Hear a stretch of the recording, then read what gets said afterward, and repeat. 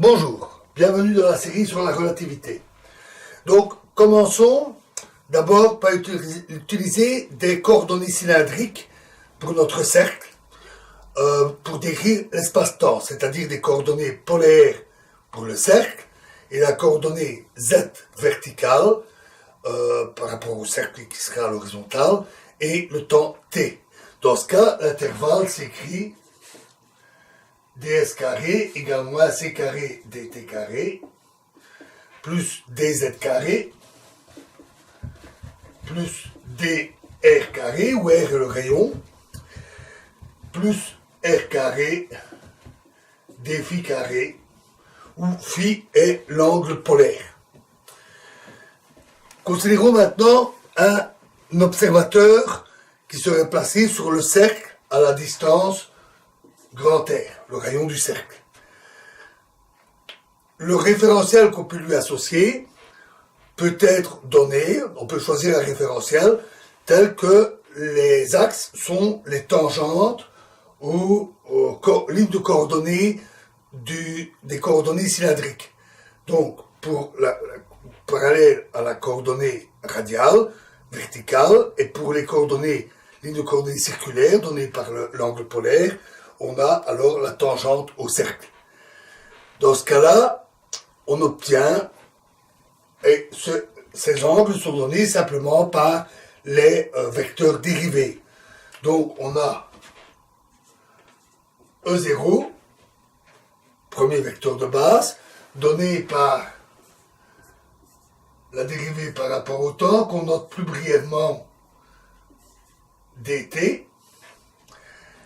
E1 est donné par dz, E2 par dr, et E3 est donné par 1 sur r dφ. Considérons maintenant un observateur qui est sur le cercle et qui tourne avec une vitesse angulaire oméga. On l'appelle un observateur de Langevin. Ce nom vient du fait que le référentiel associé a été introduit par Langevin en 1931. Le référentiel local peut s'obtenir par une simple transformation de Lorentz. On trouve alors E'0 est égal à 1 sur racine de 1 moins oméga carré r carré sur c carré. Oméga r, c'est simplement la vitesse,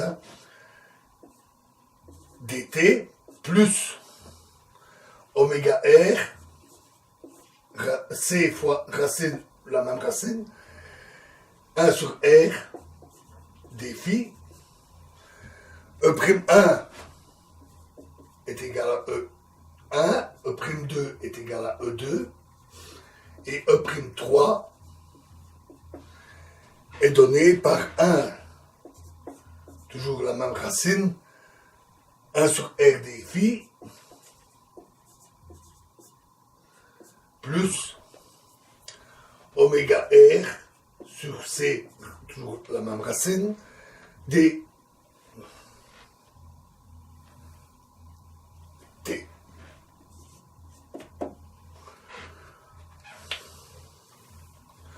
Ensuite, on adopte un référentiel tournant sur le cercle en faisant un changement de coordonnées. On garde le temps t' égale t, z' égale z, r' égale r, et phi est simplement remplacé, donc phi' égale phi moins oméga t. C'est donc le référentiel dans K, le système de coordonnées dans K, tel que le point d'origine tourne à la vitesse oméga autour du cercle. On a donc un référentiel tournant. C'est simplement en fait un changement de coordonnées dans le référentiel inertiel. Ce changement de coordonnées s'appelle coordonnées de borne, B-O-R-N, borne. Et l'intervalle devient alors ds carré est égal à 1 moins oméga carré r carré sur c carré fois c carré dt prime carré plus 2 oméga r prime carré dt prime d phi prime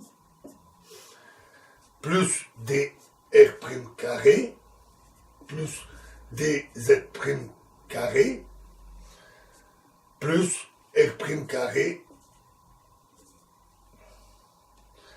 d phi prime carré.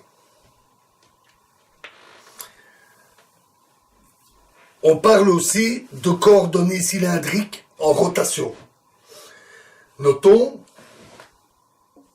le terme croisé ici qui montre que ce référentiel n'a pas des axes orthogonaux. Un observateur de Langevin a alors pour base dans ce système E'0 est égal à 1 sur notre racine carrée fois dt, E'1 égale dz, E'2 égale dr, et E'3 est égal à racine sur r des phi plus oméga r c à la racine fois dt.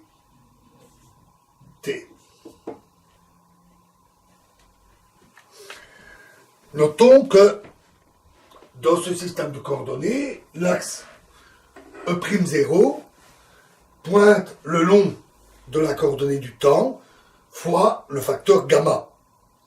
Donc en fait, avec la dilatation du temps, cet axe pointe le long de l'axe temps propre, la coordonnée du temps propre de l'objet, de l'observateur de Langevin. Ce qui veut dire que les autres coordonnées peuvent servir à décrire la géométrie à temps constant, à temps propre constant dans le référentiel tournant. Par exemple, on peut calculer une surface de simultanéité et on obtient une surface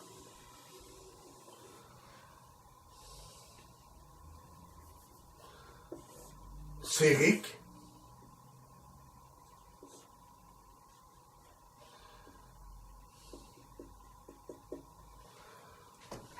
on obtient une surface presque plane qui longe le cercle, mais on constate une coupure, une discontinuité, comme si le disque était fendu et les bords légèrement rabattus, avec une différence de temps, delta t, entre les deux. Cette discontinuité est due au fait que dans la composante phi, on a une partie du vecteur temps propre, du vecteur temps qui s'est inséré dans la coordonnée. Ce qui provoque cette discontinuité. Et ça, ce n'est rien d'autre que le déphasage, le décalage que l'on avait obtenu avec les synchronisations. C'est exactement ça. La surface de simultanéité qu'on peut obtenir en synchronisant les horloges. En faisant le tour, on retrouve la discontinuité que nous avions trouvée. C'est aussi la différence de temps de parcours dans le référentiel tournant de rayons lumineux parcourant un sens ou l'autre. Le fait est que les rayons lumineux, eux, ne sont pas une surface de simultanéité, c'est une ligne, une trajectoire lumière, mais dans un référentiel local, elle est constamment à 45 degrés par rapport à la partie spatiale. Donc, ce vecteur à 45 degrés suit cette surface légèrement tordue. Donc, la ligne lumière subit la même distorsion et la même discontinuité.